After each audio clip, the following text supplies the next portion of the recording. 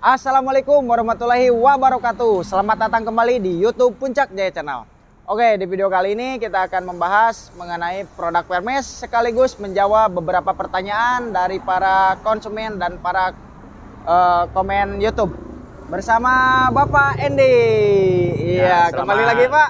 Ya, selamat pagi. Sehat? Sehat. Alhamdulillah sehat Pak. Sehat, ya. Gimana ini? Ini ada beberapa pertanyaan dan sudah saya rangkum pertanyaannya. Gimana nih Pak? Kenapa Wermes dibuat dan kenapa harus menggunakan Wermes gitu Pak? Seperti itu ya. Iya. Kalau yang jelas alasan Wermes dibuat dan kenapa harus menggunakan Wermes, ya istilahnya Wermes itu lebih praktis ya, lebih simpel. Ya intinya selanjutnya itu lebih mempercepat pekerjaan kita ya. Kadang kita dalam suatu proyek diburu-buru oleh deadline ya, karena mau dipakai lah atau gimana ya. Terus keunggulannya menggunakan Wermes yaitu dengan jarak yang akurat ya antara konstruksi satu dengan yang lainnya itu udah 15 cm ya, kan itu jarak 15 cm itu udah pas ya. Kalau secara manual diikat kemungkinan berkurang atau ya intinya lebih efisien lah. Dari pemakaian bahan juga lebih efisien. Terus ini kayaknya saya lihat banyak ukurannya sih Pak. Ini. Ya. Ini untuk pengaplikasiannya untuk apa aja? Sama iya. atau tidak gitu? Untuk ini sebenarnya Wermes itu dipakainya sebenarnya ada dua aplikasi ya. Dua aplikasi. Kalau yang umumnya pertama itu umumnya untuk lantai ngedak atau lantai 2 kalau di kita mah sebutnya ya. Untuk hunian rumah ya. Hunian rumah ya. Bisa juga pabrik-pabrik tapi dengan skala-skala enggak terlalu berat mungkin ya Wermes itu. Itu biasanya untuk pengaplikasian rumah biasa ya. Itu Wermes itu memakai M8 udah cukup ya. M8 cukup, dia bisa satu lapis ya. Satu ini nih. Bisa juga dua dengan ini ukuran jarak. M8 ya Pak? Ya ini. Ini dengan jarak. Cuma sekarang itu ada produk untuk di lantai kedua atau ke selanjutnya itu ada bondek ya. Jadi bertambah kekuatannya itu udah. Itu harus pakai bondek Pak? Itu ya sebelumnya kan nggak ada bondek sih. Iya. Kalau nggak pakai bondek bisa nggak itu Pak? Kalau nggak pakai bondek bisa. Dulu biasanya kalau nggak pakai bondek ini 2. Jadi taruh tebal coran itu 15 minimal ya sampai 20 tergantung beban ya. Itu dia 2 Wermesnya. Wermes 2 lembar gitu? Ya 2 lembar. Ini berlapis begini. Cuma nggak dirapetin gini percuma lah. Harus ada gap. Jaraknya itu sekitar 5-10.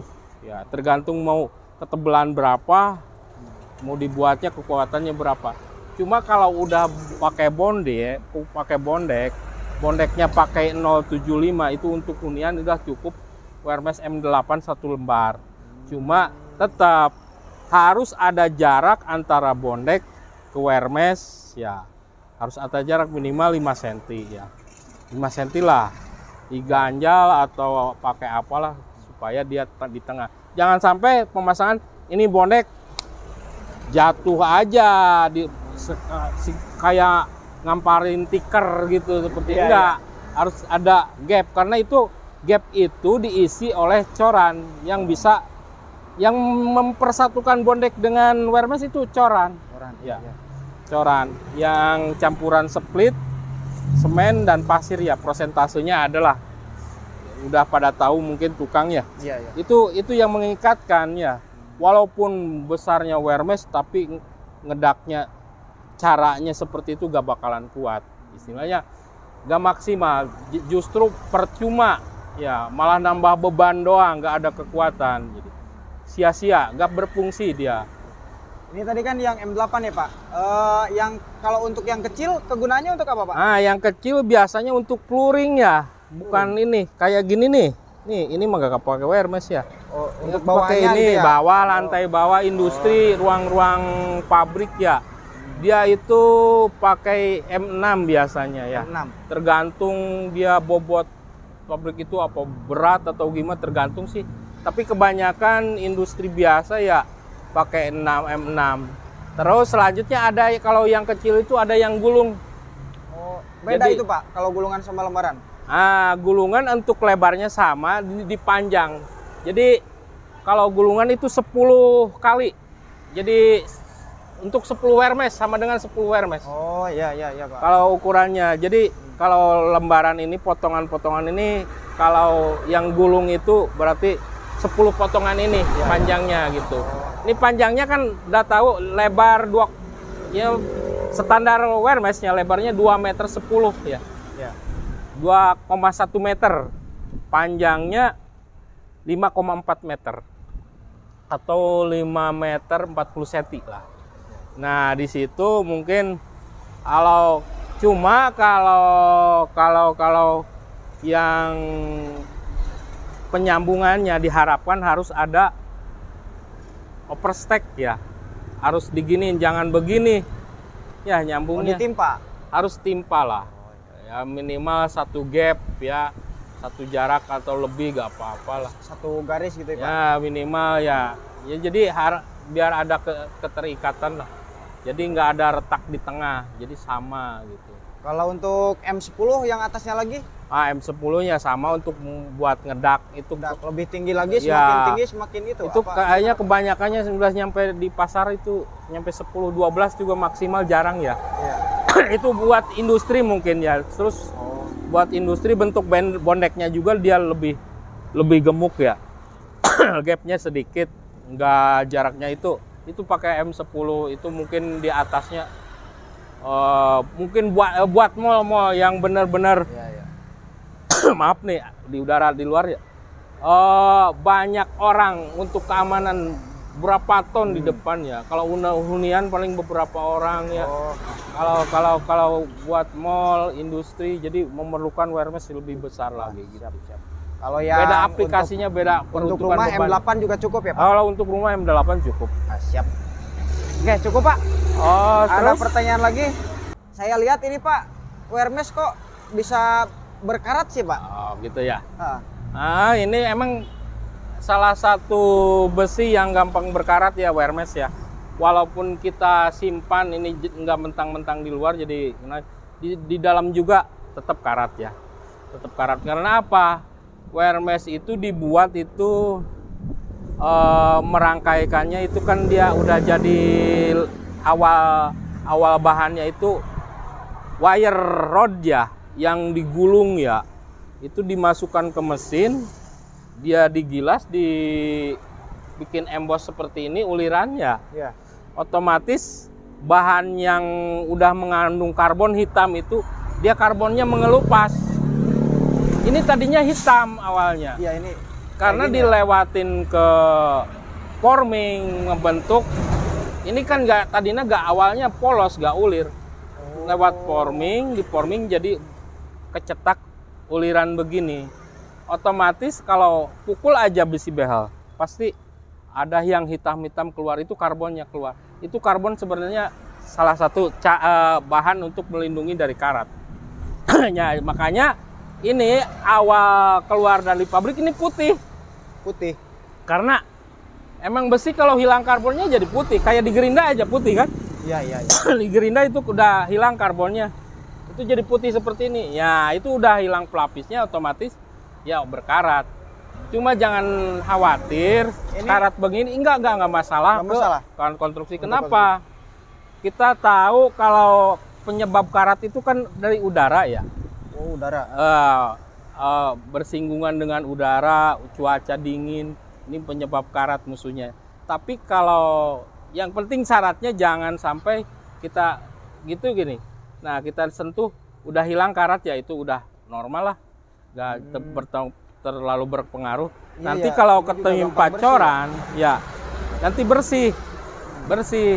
Pas kering juga kan itu hampa udara di dalam.